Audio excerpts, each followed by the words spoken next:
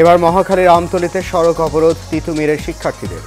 চাপের মুখে কোনো বিশ্ববিদ্যালয় স্থাপন নয়, জানালেন শিক্ষা উপদেষ্টা।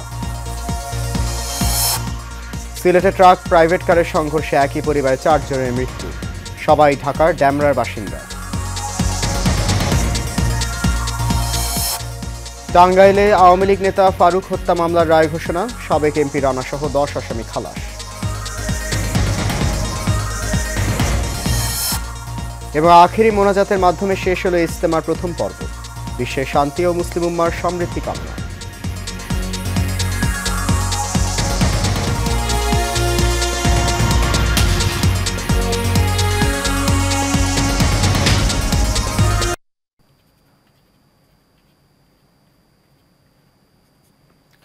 সবাইকে স্বাগত জানাচ্ছি এশিয়ান প্রাইম নিউজে। আপনাদের সাথে আছি আমি সৈয়দ মাহিউজ্জামান মুখর। শুনছেন বিআরবি কেবল ইন্ডাস্ট্রিজ লিমিটেড সংবাদ শিরোনাম। যাচ্ছে পুরো খবরে। তিতুমির কলেজকে বিশ্ববিদ্যালয়ে রূপান্তরের দাবিতে আবারও আন্দোলনে নেমেছেন শিক্ষার্থীরা। রোববার সন্ধ্যায় রাজধানী মহাখালীতে ঢাকা ময়মনসিংহ মহাসড়ক অবরোধ করেছেন তারা। ফলে যান চলাচল বন্ধ হয়ে গেছে। এতে চরম ভোগান্তিতে পড়েছেন যাত্রীরা। বিষয়টি নিয়ে তিতুমির কলেজের শিক্ষার্থীদের সংগঠন তিতুমির ঐক্যের সহযোগী সদস্য ওয়াহিদুজ্জামান অভি বলেন, বাংলাদেশের প্রচলিত এলিটিস্ট শিক্ষা সিন্ডিকেট ভেঙে এক নতুন যুগের সূচনা হবে তিতুমিরিয়ানদের হাত ধরে। তারা হাতে গোনা কিছু মোড়ল বিশ্ববিদ্যালয় এবং অর্থচোষা প্রাইভেট বিশ্ববিদ্যালয়ের কুক্ষিগত শিক্ষা সিন্ডিকেট ধ্বংস করে শিক্ষাকে সর্বস্তরের জনতার দ্বারে পৌঁছে দেওয়ার অঙ্গীকার করেন। এই মুহূর্তে শিক্ষার সংস্কার প্রয়োজন। অন্যদিকে ঘটনাস্থলে পুলিশ মোতায়েন করা হয়েছে বলে ডিএমপি ট্রাফিক গুলশান বিভাগের পক্ষ থেকে জানানো হয়েছে। সংশ্লিষ্টরা জানিয়েছেন, এই মুহূর্তে তিতুমিরের কলেজের শিক্ষার্থীরা মিছিল নিয়ে মহাখালী রেল ক্রসিং হয়ে আমতলী মোড়ে এসে অবস্থান নিয়েছেন। ফলে যানবাহন চলাচল বন্ধ হয়ে গেছে। পরিস্থিতি নিয়ন্ত্রণে রাখতে গুলশান ক্রাইম ডিভিশনের পুলিশ ঘটনাস্থলে মোতায়েন রয়েছে।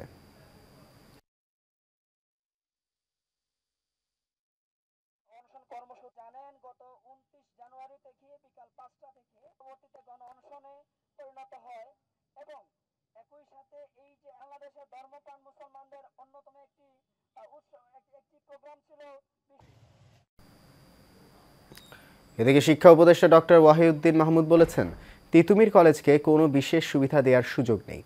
এই মুহূর্তে রাজশাহী কলেজকে বিশ্ববিদ্যালয় করা উচিত বলে মনে করেন তিনি, কারণ এটি বাংলাদেশের সবচেয়ে পুরনো কলেজ। একনেক মিটিং শেষে সাংবাদিকদের সাথে আলাপকালে কথা বলেন তিনি। শিক্ষা উপদেষ্টা বলেন, তিতুমির কলেজের অনেক শিক্ষার্থী ক্লাসে ফিরে যেতে চায়, তারা জনদুর্ভোগ চায় না। এই সময় জনদুর্ভোগের বিষয়টি মাথায় রাখতে শিক্ষার্থীদের অনুরোধ করেন তিনি আরও বলেন, 7 কলেজ ও ঢাকা বিশ্ববিদ্যালয়ে একে অপরকে চায় না, তাই 7 কলেজকে নিয়ে আলাদা বিশ্ববিদ্যালয় করার উদ্যোগ নেওয়া হয়েছে। এজন্য একটি কমিটি কাজ করছে, তবে দাবি বাস্তবায়নের সময় বেঁধে দেওয়া কাঙ্ক্ষিত নয়। সিলেটের ওসমানী নগরের 19 মাইল এলাকায় সড়ক দুর্ঘটনায় মহিলা, শিশুসহ 4 জন নিহত হয়েছে। নিহতদের মধ্যে রয়েছেন নারী ও শিশু। এর মধ্যে ঘটনাস্থলে 2 জন ও হাসপাতালে আরও 2 জন মারা যায়। রবিবার সকালে ঘন কুয়াশার কারণে সিলেট ঢাকা মহাসড়কে এই দুর্ঘটনা ঘটে। পুলিশ জানায়, রবিবার সকালে ঢাকা সিলেট মহাসড়কের ওসমানী নগরে প্রাইভেট কার ও ট্রাকের মুখোমুখি সংঘর্ষ হয়। এই সময় ঘটনাস্থলে 2 জনের মৃত্যু হয়। পরে হাসপাতালে চিকিৎসাধীন অবস্থায় আরও 2 জন মারা যান। নিহতরা হলেন প্রাইভেট কারের চালক সোহেল, শামিমা, ইতি বেগম, আয়ান। নিহতরা সবাই ঢাকা ড্যামরার বাসিন্দা। 4 জনের মৃত্যু বিষয়টি নিশ্চিত করেছে সার্কেল এসপি আশরাফুজ্জামান।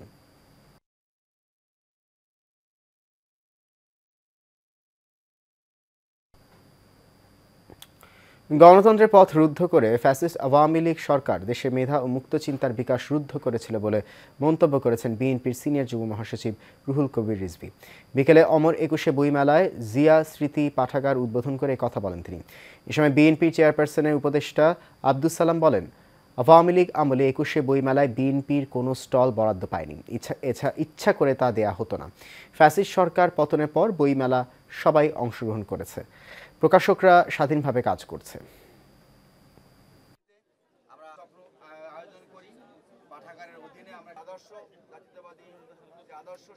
সেই জায়গাটি যখন ফ্যাসিবাদের আক্রমণের ছোবলের মধ্যে পড়ে, তখন সেটি আর আনন্দ মেলায় পরিণত হয় না, সেটি হয় একটি ভয়ার্ত এবং ভীতিকর পরিবেশ।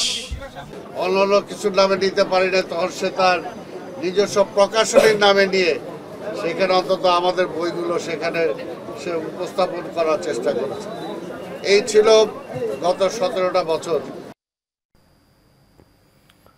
টাঙ্গাইলে আওয়ামী লীগ নেতা বীর মুক্তিযোদ্ধা ফারুক আহমেদ হত্যা মামলায় দুজনের যাবজ্জীবন কারাদণ্ড হয়েছে। তবে এই মামলার প্রধান আসামি আওয়ামী লীগের সাবেক সংসদ সদস্য আমানুর রহমান খান রানা ও তার 3 ভাই সহ 10 জনকে বেকসুর খালাস দিয়েছেন আদালত।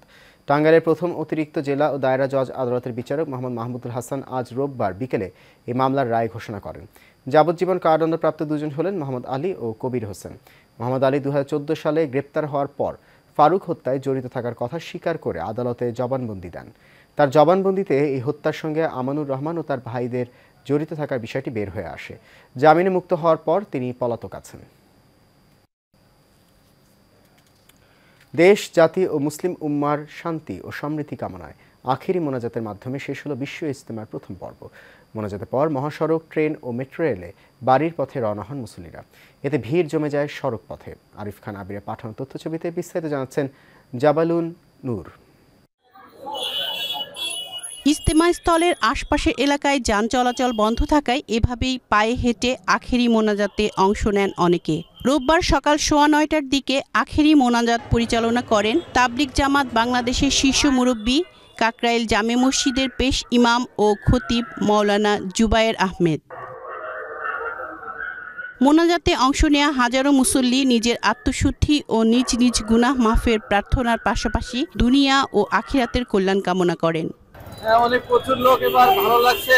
দেশের জন্য দোয়া করছি, আমার নিজের গুনাহ যা কিছু আল্লাহর কাছে ক্ষমা চাইছি। দেশের দোয়া করেছি, আমার জন্য করেছি, বাবা মার জন্য করেছি, লেখাপড়ার জন্য ভালো করতে পারে সেজন্য করেছি। আল্লাহর কাছে সব মুনাজাত করেছি, সবাই যেন আল্লাহ আমাদের সকলকে যেন হেফাজতে রাখেন। এদিকে ইজতেমা ফেরত মুসল্লিদের কারণে মহাসড়ক, বাস ও ট্রেনে ভিড় বেড়েছে। প্রথম পর্বের ইজতেমার দ্বিতীয় অংশ অনুষ্ঠিত হবে 3 থেকে 5 ফেব্রুয়ারি। এছাড়া 14 থেকে 16 ফেব্রুয়ারি মাওলানা সাদের অনুসারীদের ইজতেমা করার কথা রয়েছে। জাবালুন নূর, এশিয়ান টেলিভিশন।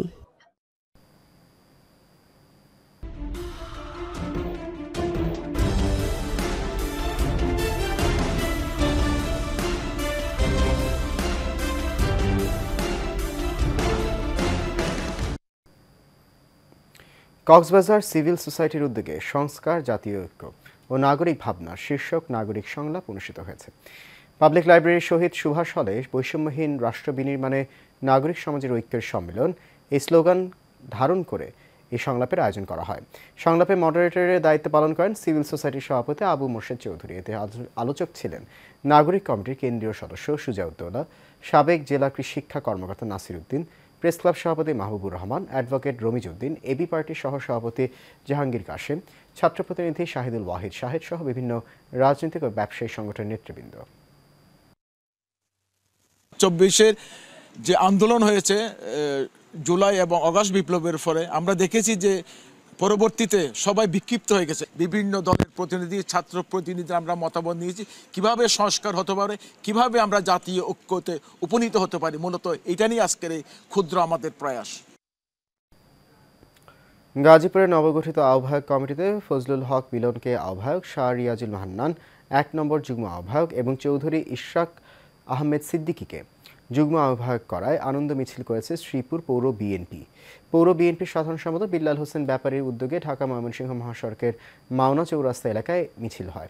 এতে কয়েক হাজার নেতাকর্মী অংশগ্রহণ করেন। এ সময় উপস্থিত ছিলেন পৌর বিএনপির ভারপ্রাপ্ত সভাপতি শেখ মারুফ আহমেদ, সহসভাপতি সাইফুল হক মোল্লা, অধ্যাপক নজরুল ইসলাম সেলিম, সিনিয়র যুগ্ম সাধারণ সম্পাদক শাহজাহান সজল সহ অনেকে।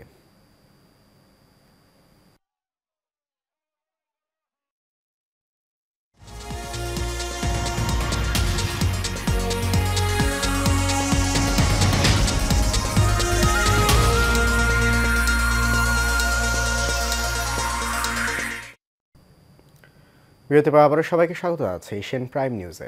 আপনাদের সাথে আছে আমি সৈয়দ মাহিউজ্জামান মুখর। ক্রেতা ও দর্শনার্থীদের কথা বিবেচনা করে এবার অমর 21-এ বইমেলায় স্টল দিয়েছে সমবায় অধিদপ্তর। বিকেলে সমবায় অধিদপ্তরের মহাপরিচালক মোহাম্মদ শরীফুল ইসলাম স্টলটি উদ্বোধন করেন। তিনি বলেন, সমবায় অধিদপ্তর বিভিন্ন কাজকর্ম ও নিয়ম নীতিসহ নানা ধরনের তথ্য নিয়ে বইমেলায় হাজির হয়েছে সমবায় অধিদপ্তর। মেলায় ঘুরতে আসা দর্শনার্থী ও পাঠকরা বিস্তর ধারণা পাবে অধিদপ্তর বিষয়ে। এমনকি সব ধরনের তথ্য সরবরাহ করা হবে ক্রেতাদের স্বার্থে।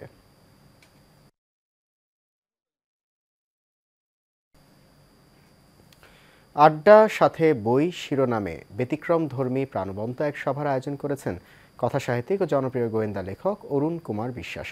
গোয়েন্দা ও রহস্য রোমাঞ্চ লেখক অরুণ কুমার বিশ্বাসের পেশায় সরকারি কর্মকর্তা হলেও নেশা লেখালেখি। বিশেষ করে গোয়েন্দা লেখক হিসেবে তিনি ইতিমধ্যে একটি নিজস্ব ভাষাশৈলী ও পাঠক মহল তৈরি করেছেন। সভায় লেখক, পাঠক, প্রকাশক ছাড়াও বিভিন্ন শ্রেণী পেশার স্ব ক্ষেত্রে প্রতিষ্ঠিত ব্যক্তিগণ অংশগ্রহণ করেন।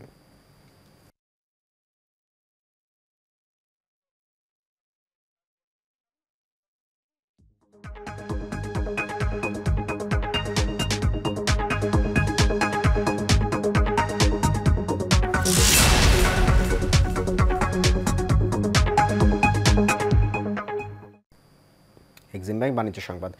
অমর একুশে বইমেলায় নবীন লেখক শফিয়াত নুসরাত প্রথম কমার্শিয়াল থ্রিলার উপন্যাস রুহি প্রকাশিত হয়েছে। বিকেলে রাজধানীর বনানী মডেল টাউনে বইটির মোড়ক উন্মোচন করা হয়। এতে প্রধান অতিথি ছিলেন চিত্রনায়িকা অপু বিশ্বাস। এছাড়াও উপস্থিত ছিলেন চিত্রনায়ক জয় চৌধুরী সহ আরও অনেকে।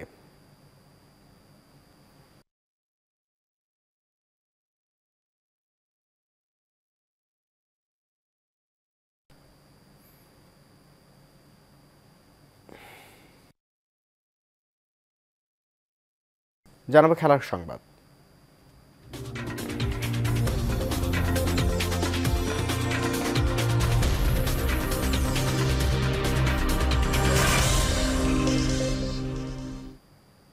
বাংলাদেশ জাতীয় দলের সহকারী প্রধান নির্বাচক হিসেবে দায়িত্বে থাকা হান্নান সরকার পদত্যাগ করেছেন। 2026 সাল পর্যন্ত বিসিবির সঙ্গে চুক্তি থাকা সত্ত্বেও 1 বছরের মধ্যেই সিদ্ধান্ত নেন তিনি। বিসিবি সূত্র জানায়, হান্নান সরকারের পদত্যাগ ছিল 1 মাসের নোটিসে। তিনি নিজেও নিশ্চিত করেছেন যে তিনি বিসিবি থেকে পদত্যাগ করেছেন। হান্নান সরকার বলেন, নির্বাচকের পদটি সম্মানজনক হলেও আর্থিকভাবে সচ্ছল থাকার মতো নয়। বেতন কম এবং চুক্তিভিত্তিক নিয়োগ, তাই এই ধরনের চাকরি আমার জন্য উপযুক্ত নয়। কোচিংয়ে ক্যারিয়ার গড়ার জন্য আমি আগ্রহী, বিশেষ করে মোহাম্মদ সালাউদ্দিন ভাইয়ের মতো আমাদের পথ প্রদর্শকের সহযোগিতায়। আশা করি আমি একদিন জাতীয় দলের কোচ হতে পারবো।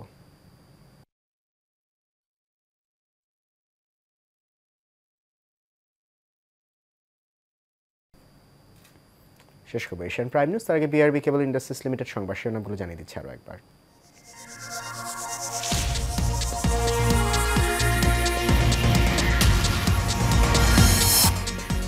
এবার মহাখালীর আমতলীতে সড়ক অবরোধ তিতুমিরের শিক্ষার্থীদের। চাপের মুখে কোনো বিশ্ববিদ্যালয় স্থাপন নয়, জানালেন শিক্ষা উপদেষ্টা।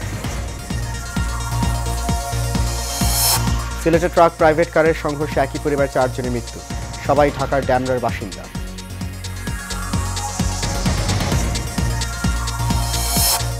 টাঙ্গাইলে আওয়ামী লীগ নেতা ফারুক হত্যা মামলার রায় ঘোষণা, সাবেক এমপি রানা সহ 10 আসামি খালাস।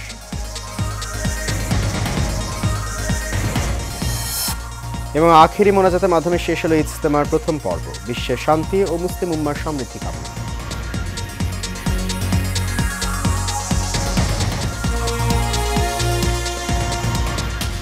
এশিয়ান প্রাইম নিউজ এ পর্যন্তই। আমাদের পরবর্তী আয়োজন দেখার আমন্ত্রণ রইল। এখন সঙ্গে থাকার জন্য অনেক ধন্যবাদ সবাইকে। শুভরাত্রি।